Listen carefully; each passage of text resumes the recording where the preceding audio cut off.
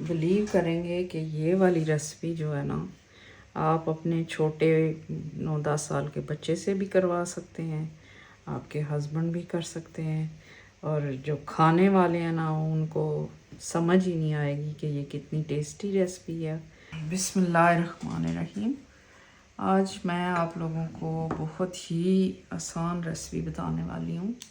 ख़ास करके जो बच्चियाँ नई नई कुकिंग स्टार्ट करती हैं और वो जब खाना बनाती हैं तो उनको होती है कि स्वीट डिश बनाने के लिए उनको होता है, तो इसमें बिल्कुल थोड़ी सी चीज़ें इस्तेमाल होंगी। ये क्योंकि मैंने बहुत दफ़ा बनाई हुई है और जिन्होंने भी खाई है उन्होंने यही कहा है कि ये तो सारा दिन लगा होगा आपको बनाते हुए, जबकि ये मेरी सीक्रेट स्वीट डिश है। तो उम्मीद करती हूँ आप लोगों को बहुत पसंद आएगी। इसके लिए मुझे चीज़ें जो चाहिए मैं वो आपको बताती हूँ। ये तो गार्निशिंग के लिए चाहिए होगा बादाम, इलायची पाउडर थोड़ा सा, और ये गुलाब की पत्तियाँ, और ये कंटेनर चाहिए होगा, और इसमें बस ये इंग्रेडिएंट्स डलेंगी। और कंडेंस मिल्क चाहिए होगा, ये स्वीटन वाला है, और वाइपरेटेड मिल्क चाहिए होगा। अगर वाइपरेटेड मिल्क आपके पास नहीं है तो आप ये कर सकते हैं कि आप दूध ले सकते हैं और कंडेंस मिल्क उसमें डाल सकते हैं। अगर है तो बहुत अच्छी बात है, फिर तो 5 मिनट में आपकी रेसिपी तैयार हो जाएगी। और मैं ये 3 ब्रेड के पीस ले रही हूँ उसके लिए। तो ये जो ब्रेड के पीस हैं इनके मैं किनारे उतार के तो इनको मैं गोल्डन ब्राउन कर लूँगी टोस्टर में, और फिर जो है ना उसको मैं अगला प्रोसेस फिर मैं आपको बताती हूँ। तो ये चॉपिंग बोर्ड है, इसके ऊपर मैं इसके किनारे उतार लेती हूँ ब्रेड के, ऐसे करके किनारे उतार के तो मैं करती हूँ फिर इसको टोस्ट करती हूँ। ये भी एक मैं आपको बता देती हूँ, फिर जो है ना बाकी का मैं इसको टोस्ट करके ना तो फिर मैं दिखाती हूँ आप लोगों को। ये हो गया एक का, और इसी तरह मैंने ये भी कर लेना है और फिर टोस्ट करके मैं बताती हूँ आपको। ये ब्रेड के पीस जो हैं इनके किनारे मैंने उतार दिए हैं, और अब मैं इसको टोस्ट करूँगी। टोस्ट करने के बाद जो है ना मैं इसको कद्दूकश करूँगी, और ये ग्रेटर चाहिए होगा इसके लिए। तो मैं बस 2-4 मिनट में मिलती हूँ वो ब्राउन करके। ये मैंने इस तरह गोल्डन कर लिए हैं ब्रेड के पीस, किनारे उतार के तो ये कर लिए हैं। तो अब मैं इनको कद्दूकश करूँगी इसमें ग्रेटर में ऐसे करके, तो कद्दूकश करूँगी। ये इस तरह के पीसेस हो जाएंगे।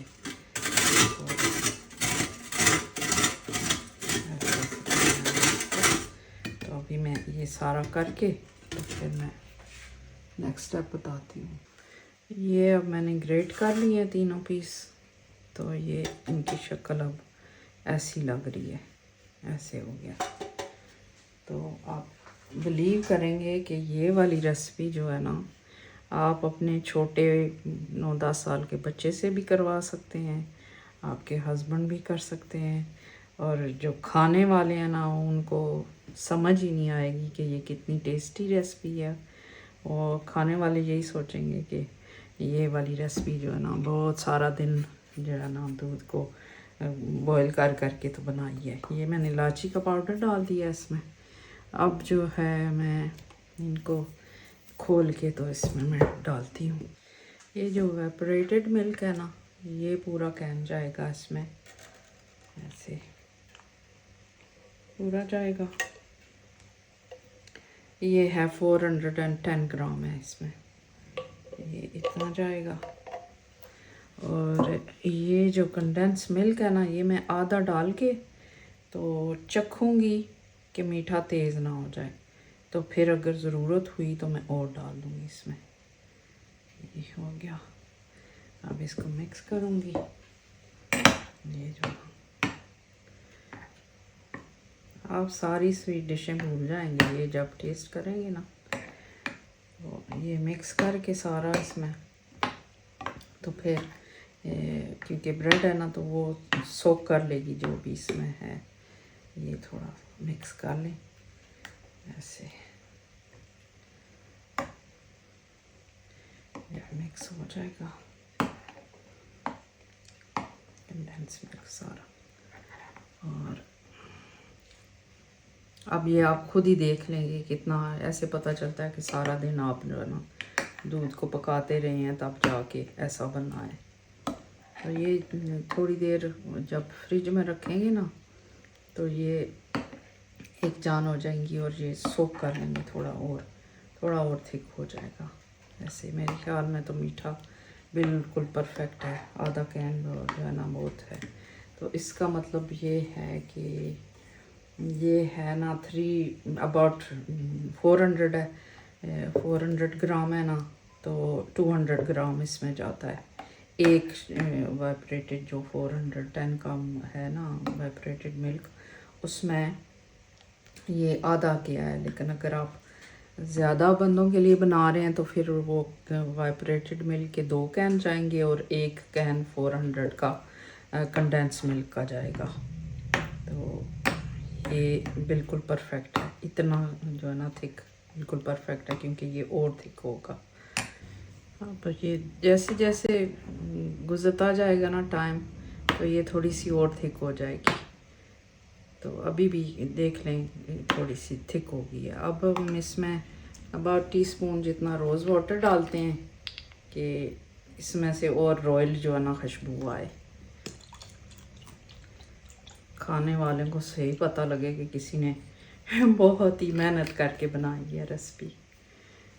तो बिलीव मी, आप जब ये बनाएंगे ना तो आपको पता चलेगा कि क्या रेसिपी है ये, और इतनी टेस्टी है ये कि मैं आपको बता नहीं सकती, बहुत टेस्टी है। अच्छा, अब मैं इसको ये ड्रेसिंग करती हूँ और फिर फ्रिज में रख दूँगी, और फिर उसके बाद बेटा मेरा आपको टेस्ट करके बताएगा कि क्या इसका टेस्ट है ना। तो बनाना बनता है, जब आप बनाएंगे ना तो फिर आप दवाएं देंगे कि क्या रेसिपी है और कितनी क्विक है। और खाने वाले जब आपकी तारीफ़ें करेंगे ना तो आप कहेंगे कि वाकई सही स्वीट डिश है ये। तो अभी मैं इसके ऊपर लगाती हूँ।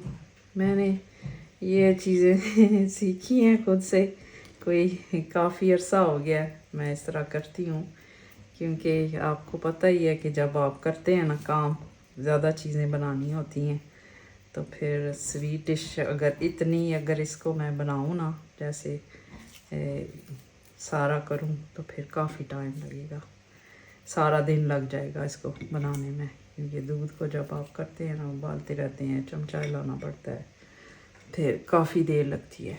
तो बग़ैर मेहनत किए जब आपको इतनी अच्छी डिश मिलेगी तो फिर आप कहेंगे कि वाकई वाह वाह हो गई है, बहुत मज़े की है, बहुत मज़े की। अब मैं इसको रख दूँगी अबाउट घंटे के लिए फ्रिज में, तो फिर उसके बाद जो है ना बेटा मेरा टेस्ट करके आपको बताएगा कि कैसी है।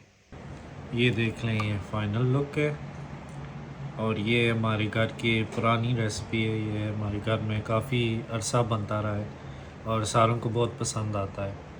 तो ये अब मैं जाके इसको ट्राई करूँगा और आप सारों को कमेंट करके बताऊँगा कि कैसे है। ठीक है,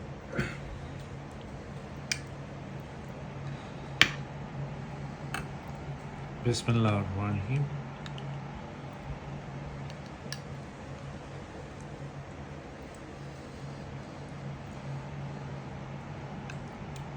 बहुत ज़बरदस्त है, इसमें कंडेंस मिल्क का भी टेस्ट आ रहा है तो उसकी वजह से बहुत फ्लेवरफुल है, मीठा भी सही है, और ये ज़रूर ट्राई करना, ये बहुत मज़े का है। तो thank you me, very tasty. तो ये डेफिनेटली इसको ट्राई करना, ये बहुत ज़बरदस्त है, और मुझे नहीं पता कितनी देर लगी इसमें इसको बनाने में, लेकिन ये बहुत अच्छा निकला है। तो ये ज़रूर ट्राई करना अपने घर में। इसका जो टेक्सचर थोड़ा सा हलवा की तरह भी आता है।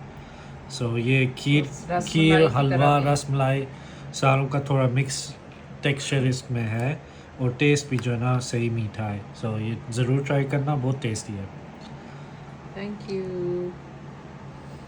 ओके, अल्लाह हाफिज़।